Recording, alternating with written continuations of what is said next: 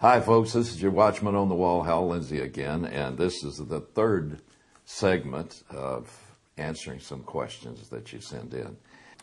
Here's one that is frequently asked, and it's asked in several ways here. Do you think President Obama is the Antichrist?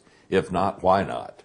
And then here's another one similar to that. Why would you and Jack Van Impe suggest that President Obama is the Antichrist? Well, I don't know what Jack Van Impe has said, but I have never said he was the Antichrist. I don't believe he is the Antichrist. And the reason is because in Daniel chapter 9, it says that the people of the prince, who is to come in the future, will destroy the city and the sanctuary. That was a prophecy about the destruction of Jerusalem in 70 A.D. Now it says the people of that coming prince in the future would destroy the city and the sanctuary, and the end thereof will be with continuous war. Now, who are the people that destroyed the city and the temple in 70 A.D.? Romans. Titus and the Roman 10th Legion, to be specific. And the Roman 10th Legion was very proud because they were made up of mostly pure Romans, not brought from some of the other regions that they had conquered. The coming prince, who is the Antichrist, that's going to make a covenant with Israel in the tribulation, just shortly before Christ comes back, he's going to make a covenant with them, which literally means a covenant that guarantees their security. And that's what Isaiah in chapter 28 calls their covenant with hell. Well, I can say one thing assuredly. Obama's not a Roman. And the person that is going to be the Antichrist is going to come out of that specific tight-knit Roman culture that was the Roman Empire. And the revived Roman Empire of 10 nations is centered in what we call the European Union now. And I believe that the Antichrist has to come out of that. Now, that having said that, I would say that, and I'm not saying that he's an evil man consciously or anything else. I'm just saying that Obama, because of his beliefs and worldview, is setting up things the Bible predicted would be coming together shortly before the Antichrist would appear. I believe he's alive and well right now. But I believe that Obama is being used by the master manipulator and the one that's putting it all together behind the scenes. That's Satan. He is being used unwittingly to help a whole combination of things that are setting the stage for the kind of government the Antichrist will come in and take over. That is a one-world economy and a one-world government. It will not really be instituted until the Antichrist suddenly appears. No one will know who he is until he's allowed to be introduced by God. When he comes, he is going to take all of these things that are at work right now. I believe the world crisis and economy and all of that is helping to set the stage.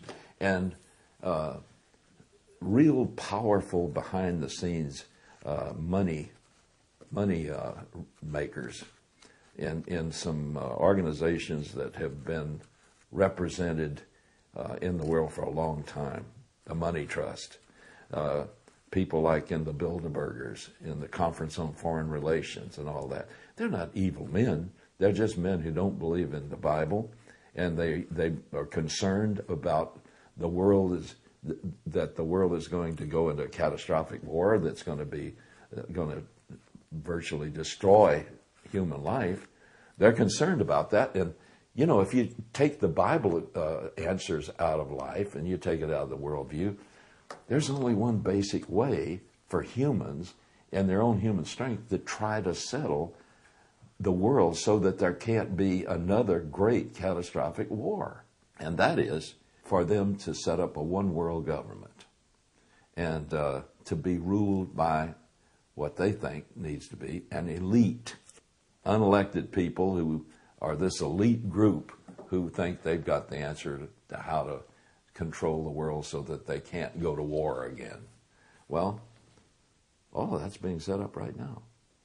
The CFR, Conference on Foreign Relations, are openly saying that they want to move the world toward, first, a one-world economy controlled from a central point, and secondly, through that, bring it into a one-world government.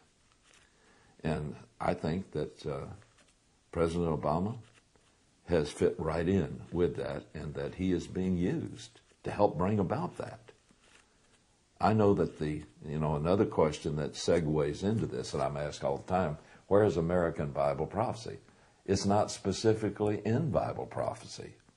The ones that will be the real shakers and movers in the political power blocks that make up the last 7 years of history before Christ returns are specifically predicted. The ruling power of the West is outlined definitely. And that's going to be 10 nations out of the ruins of the ancient Roman Empire, and they will be centered in Rome, the city. So, I mean, that, maybe the United States will somehow be fit in as a